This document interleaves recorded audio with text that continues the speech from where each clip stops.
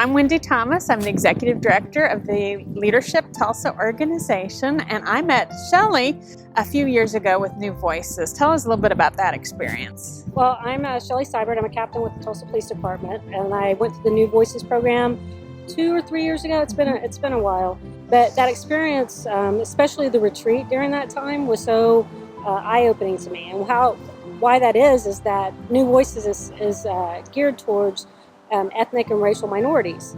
But I went in the class, and what I learned from that experience is listening to people with diverse backgrounds and different backgrounds from me, out of a policing situation, just as a normal citizen, and how they related to the world and how different that was from me. And it just really touched me, and I wanted to share that experience with other police officers. Having that experience in a non-policing situation, I thought, how can we merge community policing and get the same result? And I like the pace of the New Voices. I like the scheduling. I thought it was doable with our police department. And so I think even back then I approached you and asked, hey, is there a way to make this happen? Unfortunately at that time there wasn't. And as we've seen in recent years, the strain on the police and community relations, people became more interested in the idea of merging this, and we were able to obtain that funding, and you know all about that. Yeah, so Leadership Tulsa was interested in the program because we have a mission to bring people of diverse backgrounds together to impact the community through service. And we learned that the President's Commission on 21st Century Policing said how important those relationships were. And we had a really deep network with the community. And so the opportunity to bring community and police together to share an experience was a great opportunity to have some shared common experiences and some shared common language, because complications and issues are always much more complex than they are on TV, and we sometimes approach situations without understanding the complexity. But when people come together and they have conversations and they share experiences, suddenly a new world and maybe an opportunity to see things through a different set of eyes is opened. So that's what I've loved. Well, one of the things about Leadership Tulsa, I mean, you have the reputation already in the community. You're already developing leaders, the future leaders of Tulsa and current ones, and getting them familiar and getting them in the room together to have conversations. And so for me, I thought it was the perfect place to go. Because a lot of times when police sponsor things, there's always a police agenda attached to that. And we want to get, we're not so much listening, we're doing the talking. And I thought going to Leadership Tulsa provides that neutral place with a well-established, organization for leadership. And so that's one of the reasons why I asked to come back there and have this done there. Yeah, and at the time that we launched the program, my board was so excited about the opportunity to do it that they put the first $5,000 into the program. And then we were really happy that Mosaic through the Chamber stepped up, the Ann and Henry Zero Foundation, and the Tulsa Police Department Foundation stepped up to help make the program happen. And then, of course, we went to Hannibal Johnson, who's an expert both at diversity and inclusion programming, but also has done a lot of work with police departments. And so he was the perfect person to set the stage for those conversations to happen. Yeah, and I've only heard positive feedback from the police about what a great facilitator he is, and that was my experience. And what was interesting when that retreat is when he was asking the participants, the question, everything was phrased at the first question as a colored person, this, and he would give a scenario of an interaction in the community. Yeah. And that was what was so eye-opening to me, because then, of course, I realized I can't answer that question. I can only answer it, as a woman or as a police officer or things like that, how I view the world. Right. And it was interesting just to listen to what people had to say. And, it really brought, for me, a compassion and a grace towards others that I hope was extended to me as well, because I did get to share my stories. But I wanted my brothers and sisters in blue to have that experience. And I think through the Community and Police Leadership Collaborative, we have had a lot of time for listening. And part of the program that excited me the most was the opportunity for, first of all, the police to offer their teammates from the community side a police experience, but then also for the community members to offer the police an experience in their community. And we had just some really outstanding experiences shared in both directions. We did, and several of them I was really jealous that I wasn't a part of those community experiences. So I plan on contacting those people on the side to see if I can go along on some of those things. And I told my police buddy I'm going to go on more ride-alongs in the future. Well, you're more than welcome. Thank you.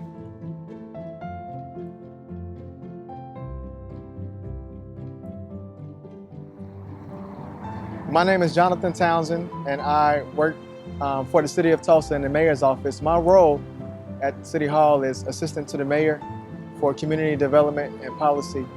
And I'm a lifelong Tulsan, born in North Tulsa and raised in this community where we are today. And I really wanted to take the opportunity to share the Greenwood legacy and experience with my good friend, Captain Mark Warmerhauser with the Tulsa Police Department. For me, it was very natural to be here, given I grew up in this community. I have a lot of family and friends who reside here, but I wanted to share this with Mark, given that he grew up in a different side of town, because we hear a lot about the legacy of Black Wall Street, but until you really get a chance to walk it and to go inside of the Greenwood Culture Center, oftentimes we underestimate just how significant and how relevant this place really was. It was incredible, just a wonderful place of entrepreneurship during the 19-teens and the early 20s.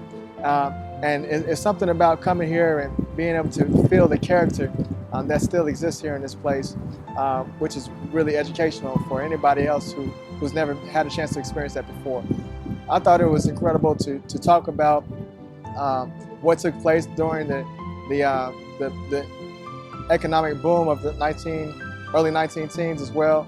But we had to face the reality that what was a fantastic engine of economic development suddenly came to a crash on May 31st and June 1st, given the largest race riot that's ever taken place in American history.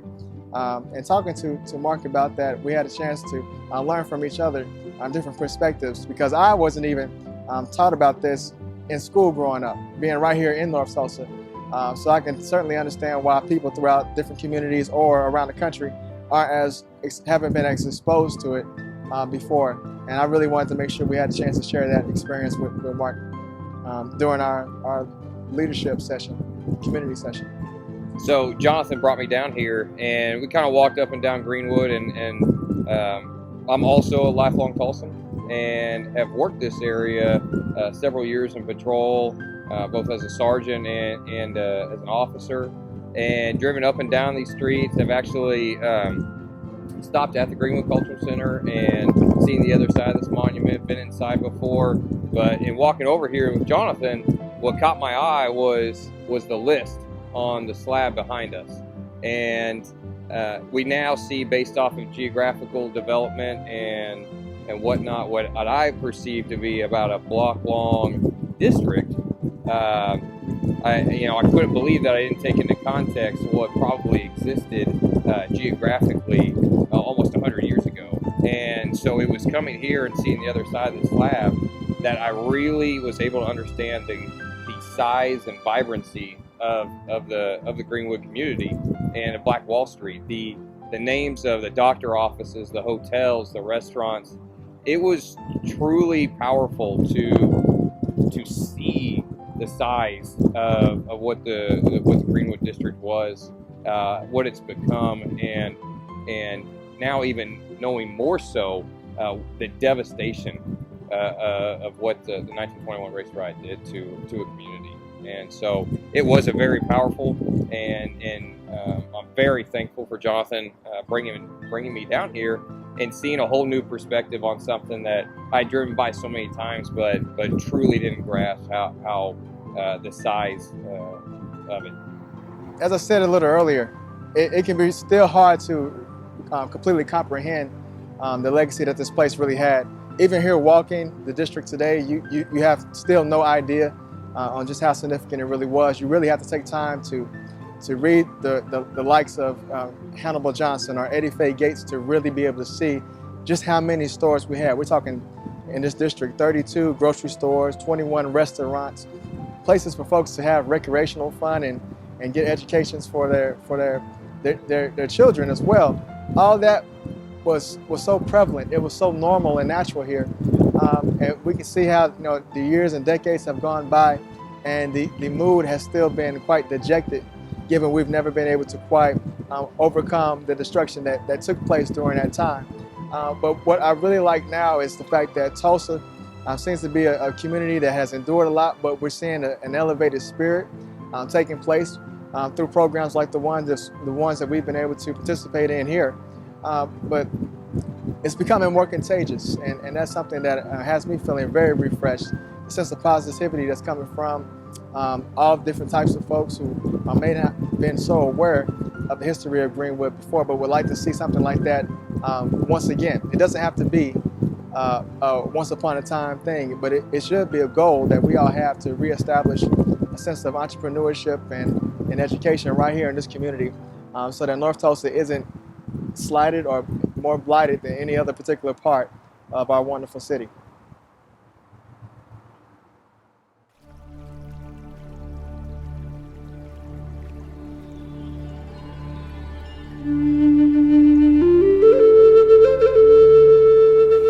Hi, my name is Elizabeth Batiste and I work for Blue Cross Blue Shield of Oklahoma. I'm a resident of Tulsa, a member of the Kiowa tribe of Oklahoma, and also a member of Fife United Indian Methodist Church of Muskogee, Oklahoma. And we're here today at the Creek Council Oak Memorial, which is very important to not only the Creek people, but a lot of people in this particular area. This is a place where the Creek Nation, when they came over on the Trail of Tears, they brought the ashes from their council fires and they lit those fires here. So this is a place of knowledge, of wisdom, of collaboration. So I thought it was an appropriate place for us to talk about this today. It was my pleasure to be involved in the community police and community leadership collaborative. It was especially important to me because I work with Native American youth. And in thinking about it, there were some things that social media made very available for our Native American youth to watch in regards to the Standing Rock Sioux Reservation and water protectors and their interaction with law enforcement and the Dakota Access Pipeline situation. I was concerned because our youth, I wanted them to not have a negative idea of our local law enforcement, not only in city, county, state, or federal. So being part of this program was so timely because I was able to have my classmate, Officer Corporal Darren Ehrenrich, actually come to my church and speak to our youth on a youth night. And it was very, very informative and very good. We've also have a member of our youth group here with us, Mr. Blaine Allen, who is a member of the Creek Nation of Oklahoma, as well as a descendant of the Lakota Sioux from North Dakota. So we want to talk about our experiences together. And with that, I'll turn it over to Darren. I'm Corporal Darren Ehrenrich, Tulsa Police Department. I've been on the department for almost 9 years. And again, I was honored to be selected as part of this initiative. Going to the service with Elizabeth, my partner, it was a very eye-opening experience. Anything that I had heard up to that point about the Dakota Access Pipeline and the protests was just what I heard in the news. And going out there and speaking firsthand with people that have been there, it really opened my eyes significantly. Learning about how the youth council walked from North Dakota all the way to Washington to start this thing out years ago, how agreements were taken away, and just the history behind that land, and how the history the tribes had with that land, and how it was granted to them and then taken away, and then some more was given back and taken away, and why that area was sacred. So, and another thing that really struck out to me was just having discussions with the youth and how mature they were, because teenagers and maturity aren't the words that are always synonymous, but I mean, just the maturity that these individuals showed, and just the pride and the heart that they put into, their thoughts and their efforts and going out there. It was all I can say, it was mind blowing, and then sitting through the church service and hearing songs that were sung on the Trail of Tears. I mean, hearing that, I've never experienced anything like that. I don't even know how to articulate my feelings about hearing that. There's no way to put that into words. So some of my experiences with the youth and, you know, what they thought about police. You know, a few weeks prior, Elizabeth had sat down with a bunch of them and, you know, hey, what do you think about when you think of police? And they were all writing things on the board, and one of them was like, run, you know? So, I mean, it was really good to sit down and, you know, let them be able to put a face and a personality and, you know, a human being behind these things to, you know, better understand why decisions are made the way they are. We talked a lot about the decision-making process and why certain things happen, and, you know, what they can do to best keep themselves safe in a, you know, in a protest scenario, as, you know, a lot of these issues might come to Oklahoma soon. So, I mean, it was really great. And I think everyone knows this, but it's really good to be reminded of it, especially in this instance, is when police departments stop and really listen to the experiences of the communities that they police and try to understand the perceptions and give those communities participation in the process, you know, it builds those partnerships and it builds bridges, and it can lead to a situation where we have better cooperation in the future, and a lot of these incidents don't happen to begin with because we have built those bridges. So that's what I really took away from this program and why I was really honored to be a part of it. So that's our experience that we were able to take away from being part of this program. And I'd like to thank our sponsors, thank all the people that had a part of this, bringing this all together, because it was impactful, and we're very grateful, and we want to just say thanks. Yes. Thank you. Thank you. Thank you. Thank you. And thank Appreciate you it. for having us and allowing us to do this.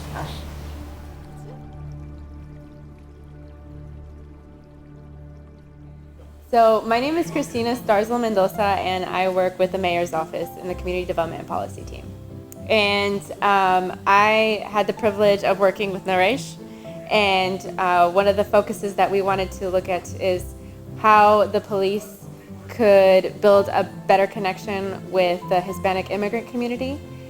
One of my big partners has been Key Broadcasting, and they have some Spanish-speaking radio stations that have a really broad outreach. So I had the opportunity to invite Naresh, and we did a live radio interview where we actually got calls and people asking questions to know how our police system works here. And I think one of the biggest things that we take for granted is that, you know, we have a Hispanic community that is generally first-generation immigrants. So barriers such as language, fear because of immigration status, also having negative experiences in their home country sometimes affect how immigrants, especially our Hispanic immigrants, work directly with the police. My name is Naresh Prasad. I work for the Tulsa Police Department. I work in the crime scene unit, and I was privileged to work with Christina. It was really neat. We came out to the radio station and we did a live broadcast, and was able to answer some questions for on the morning show, where people had the concerns that had been.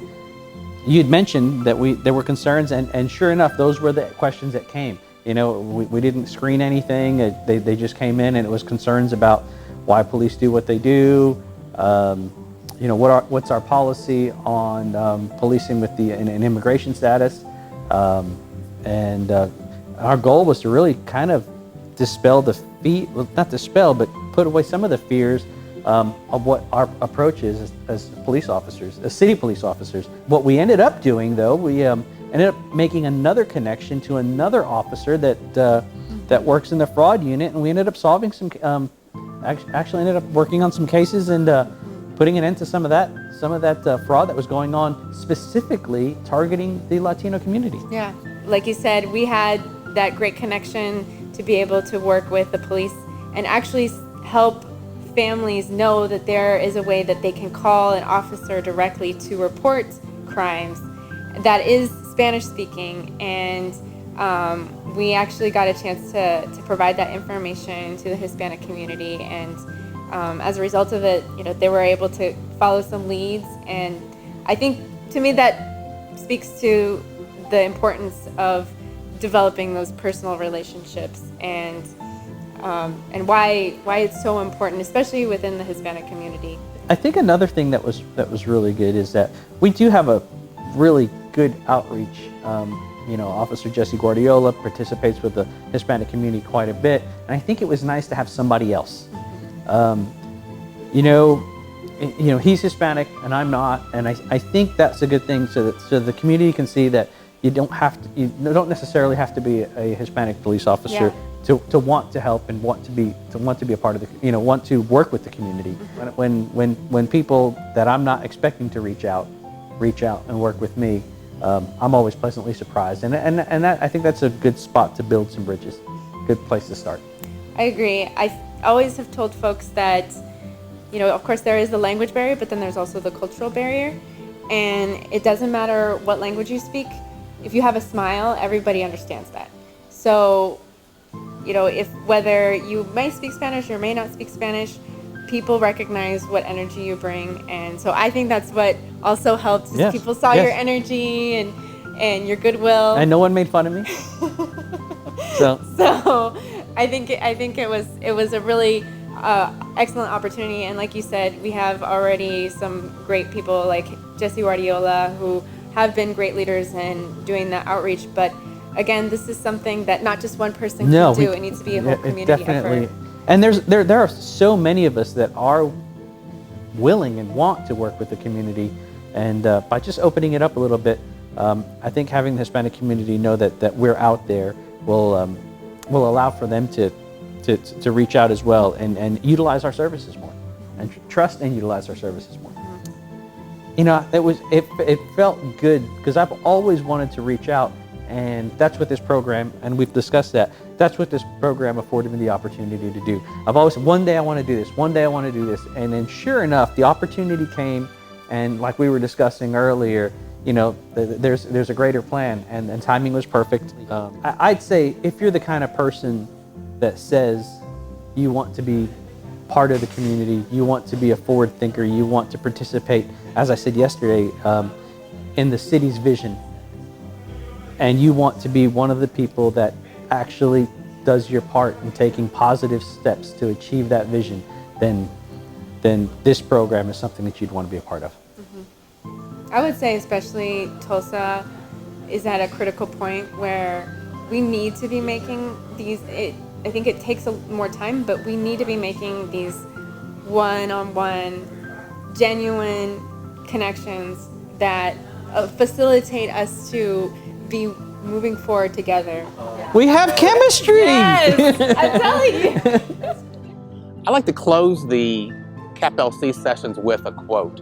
And one of the quotes that really strikes me as being particularly apropos for CAPLC is something that Nelson Henderson said. He said, "The true meaning of life is to plant trees under whose shade you do not expect to sit."